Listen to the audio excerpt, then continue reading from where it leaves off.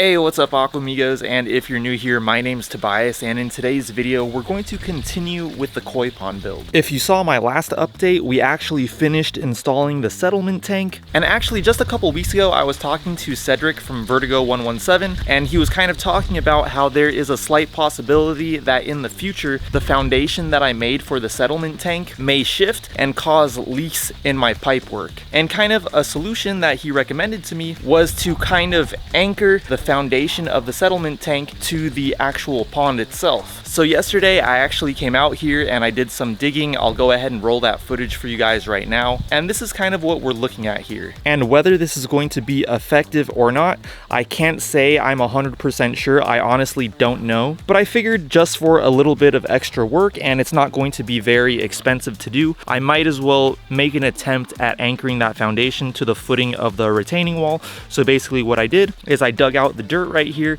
and right here we can see the foundation. That's it right there. And I dug out on the other side as well down here. So actually what I'm going to do is I'm going to get my hammer drill and I'm going to drill into the foundation, stick some rebar in there, and then in the footing right here under this retaining wall, I'm going to drill into that as well, put some rebar in there, connect the rebar, and I'm going to do that on both sides, and then I'm going to pour concrete in there, and we should be good to go. To connect the new concrete to the old concrete, I actually bought this stuff right here. It's like a concrete adhesive, and basically you brush that onto the surface of the old concrete, and that should help bond the new concrete to the old concrete.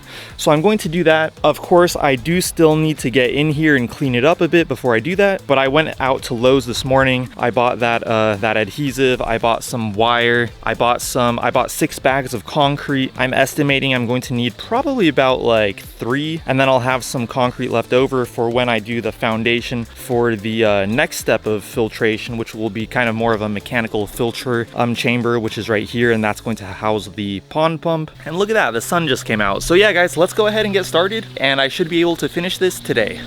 Alright guys, so I'm just getting in here and I'm cleaning things up a bit more. As you'll see throughout this video, I have to go in there and clean it out several times because dirt keeps on falling in there. But I just wanted to explain the issue that I'm trying to prevent a little better. So when I was talking to Cedric, the reason that he brought this up is that he actually did have this issue with a pond that he worked on. I guess over there where he lives, they had like a really dry summer and then a really wet winter. And that caused the concrete underneath the filter that he built to shift, and then he ended up getting leaks around the seals of the filter, and he kind of lost a lot of water. So that's why I'm trying to attach the foundation of the settlement tank to the footing of the retaining wall. Alright guys, so I think I got the surfaces of the concrete as clean as they're going to get. So I'm gonna go ahead and get the hammer drill out right now, and I'm going to go ahead and drill some 1/2-inch holes in the footing of the retaining wall and also the foundation of that settlement tank. And then over here I have some 3/8-inch rebar. Right here, I just bought this today as well. I'm going to have to cut that up into smaller pieces, and we're going to get that in there as well.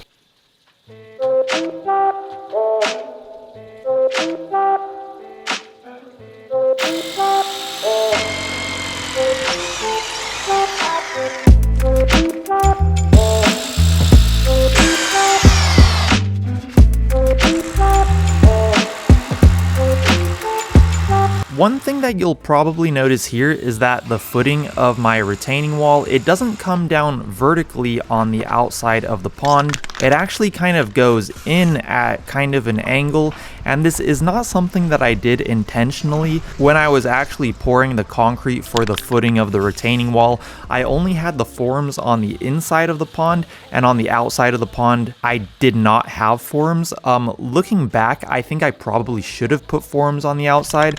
I'm not really actually worried about it, and I am confident in the strength of the footing and the retaining wall, but I think to have done it like more proper, I probably should have done a form on the outside of the pond as well as the inside. Alright Aquamigos, we're getting there. I'm almost done setting up the rebar on this side right here, and I have my 2 pieces of rebar right here that I measured out, and then I'm just going to put in some Gorilla Glue into those holes that I drilled just to hold on to the rebar a bit better, and then I have to pretty much do this entire process for the other side, and then we'll be ready to go ahead and pour the concrete. Oh, and of course I'm going to put some rebar going across here as well.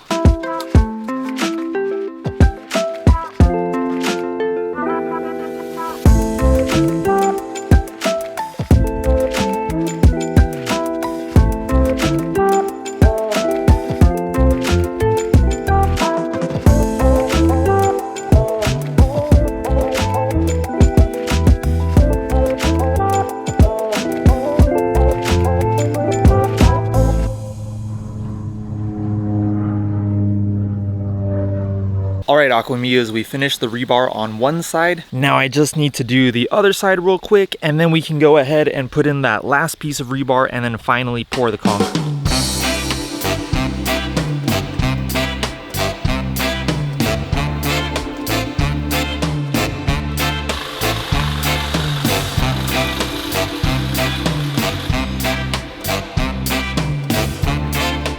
So I think it's worth mentioning that instead of doing this as an afterthought like I'm doing it here, I think the best time to do this would be to actually do this before you even start really building your pond. I think the most effective way to have done this would have been to dig out the footing for my retaining wall, plan out where my filtration is going to go, put in the rebar, and then pour in the concrete for everything, the footing and the foundations, so that what you have is just one complete piece of concrete instead of having two separate pieces of concrete and then trying to connect them up later on. But of course, this is the first pond I've ever built, and it has been a huge learning process. Alright guys, so we're finished installing the rebar. Hopefully that'll be good enough. Now I just need to go in there and clean out all that dirt again because some more dirt fell inside there. And then I'll go ahead and add this concrete bonding adhesive to all the surfaces of concrete. All the old surfaces of concrete in here, meaning under the retaining wall and that foundation down there. And that'll help the new concrete bond to the old concrete. Then of course, we'll go ahead and mix up some concrete, get it in there, and we should be good for today, guys.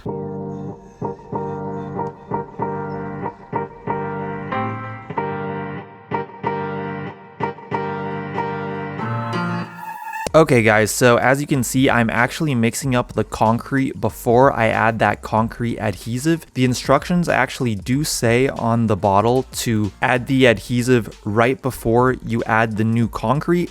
I think the objective here is to not give the adhesive enough time to dry in before adding the new concrete. So that's why I went ahead and mixed up the concrete first, then I added the adhesive, and then I started piling in the concrete. I did add the concrete adhesive to the footing as well. However, I did apply it to the footing again later on because it did take me some time until I was ready to add that concrete that would actually come into contact with the footing. And I've said it in some of my other videos, but I'll say it again. This is definitely another one of those moments where I wish I would have bought an inexpensive cement mixer at the beginning of this pond build, because I had no idea like how much concrete I was going to be mixing. And every time I go to Lowe's, I see they have those kind of like cheaper cement mixers for just like a few $100. It would have totally been worth it. I should have bought one of those at the start of this project. But you live and you learn.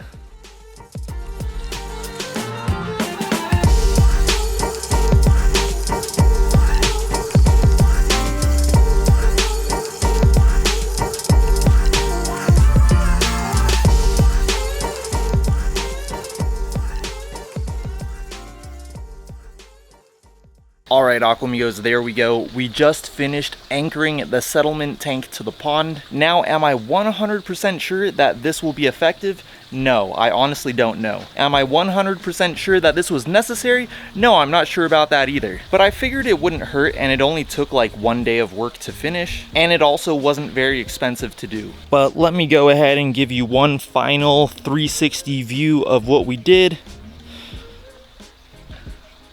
I mean, that's pretty much what I had in mind. The only thing that I wish I would have done different is I wish I would have left more dirt around the pipe for the skimmer. I wish the concrete didn't go that close, just in case one day I do need to go in there and cut that pipe or make a change to that pipe. It would be a lot easier if I didn't have concrete around it. That's kind of like the only thing I wish I would have done different. But apart from that, I think I did a pretty decent job. And I would love to know what you guys think. Do you guys think that this will help prevent the settlement tank from shifting and getting leaks in the settlement tank? Let me know what you guys think down in the comments below. I'm really interested in what you guys think about this. And just really quick, before I close out this video, I want to give a big shout out to Ramon Santana. He's actually building a koi pond in a very similar style to the way I'm building mine. He's already made quite a bit of progress with his. He's already got the footing for the retaining wall, and he's also got a large portion of the digging complete. So I'll go ahead and leave a link to his channel in the description below. And of course, guys, I'd just like to shout out all the Aquamigos. If any of you guys would like a shout out in one of my upcoming pond build videos, all you have to do is go down in the comments and comment something with the word Aquamigo in it, and I'll shout you out in one of my upcoming videos. And of course, as usual, if you did like this video, I would really appreciate it if you went down there and gave this video a like.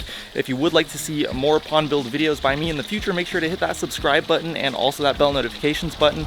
I'll go ahead and put my Instagram handle right here. I'm trying to be pretty active on there, so make sure to follow me on Instagram, and I'll talk to you guys in my next video. Peace.